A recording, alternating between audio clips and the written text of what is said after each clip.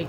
I'm starting with this nice little wired garland. Whenever you have garland for your boxwood tree, that's the first thing you want to put in so it won't cover your other decorations. And this, you don't have to be real picky about how you put it on.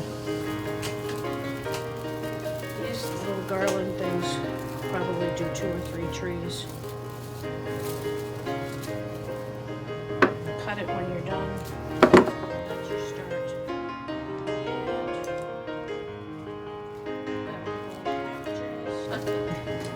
And so stick your little packages in.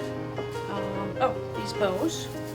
That's the idea there. And if you wanted to add more, you could add a little more baby's breath. We have this gold star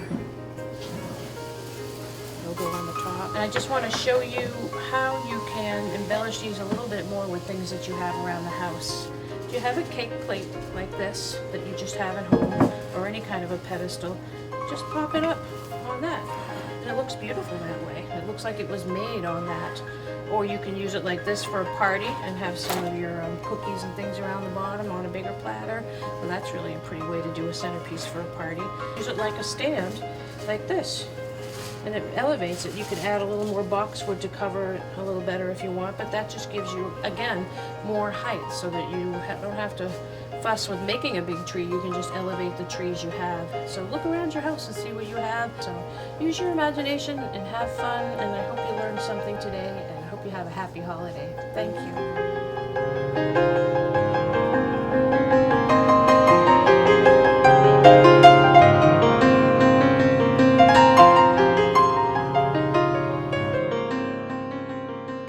Boxwood trees generally have very narrow ribbon bows on them, and that might be a little hard to see on camera. So I thought we would start with wreath bows, which is the same technique on a bigger scale, and that way you can see how to make a bow. One of the most important things in making bows is the wire. So I have flocked wire that's a little heavier on the gauge, so it holds tight, and the flocking just helps you grip it better. It's not as painful. If you have a plain wire that's not flocked, you could tape that with floral tape, but this is a lot easier. So for a wreath bow, red velvet ribbon, number 40 is just about 3 inches wide, and it makes a good sized wreath bow. I like to start with the length of the streamer, so if I had a big huge wreath like this, I'd probably have a longer streamer, and if it was a small wreath, a shorter streamer. I'll go mid-length today. And we put that, and we're just going to make a simple loop like this. Here's the tricky part that people sometimes lose it on already. You just flip this like that. So see, it's this way. We want the velvet to come out and hang like that down the wreath, so we're turning it. The next loop is easy because it's just going to go around back. But now we have the same problem with the side that we don't want showing, so we need to do one twist. A simple twist so that the velvet shows, and we loop it again. So now we have that. We're going to keep making this streamer that's hanging down kind of go behind the ribbon loops. Now we made another loop. Again, we're coming back with the wrong side, so we have to twist it, like so.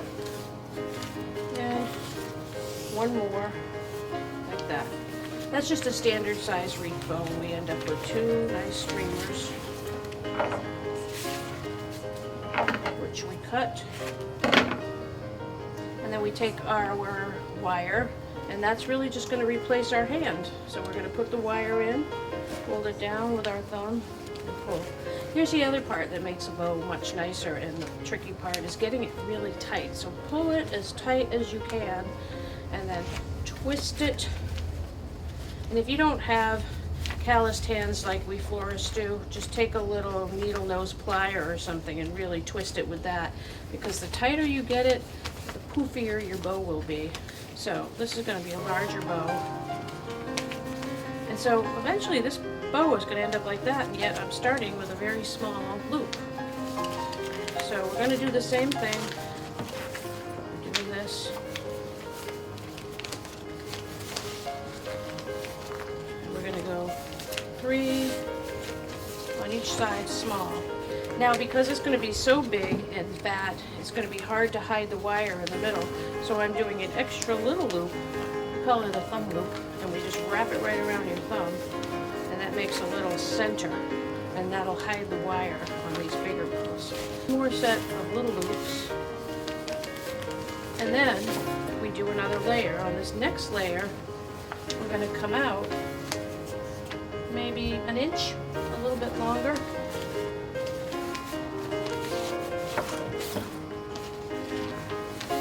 So now you can see it's starting to grow. And what's great is that these little tight ones won't flop and they'll hold the longer ones up. So we're going to continually add bow loops, just so you can really see the layers. You've got short, medium, and long loops. And ideally, you'll end up with the same amount of loops on each side, so you won't have a lopsided bow. And then we're going to use that same flocked wire. This is a little harder. You got to get it in there where this little thumb loop is.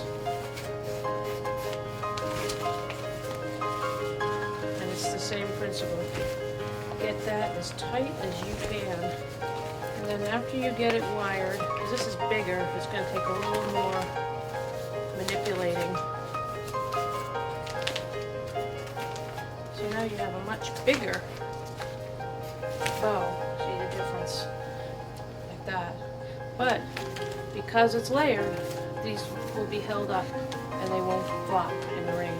So that's our lesson on big bows. We're going to use that same premise with an arrow ribbon, and it's the same thing. A loop, flip your streamer over, another loop, and you just keep making loops and keep turning it whenever the wrong side of the fabric faces out. For the Boxwood tree, I'm just doing 2 on each side. A simpler wire. You don't need such a heavy gauge flocked wire. Loop it around.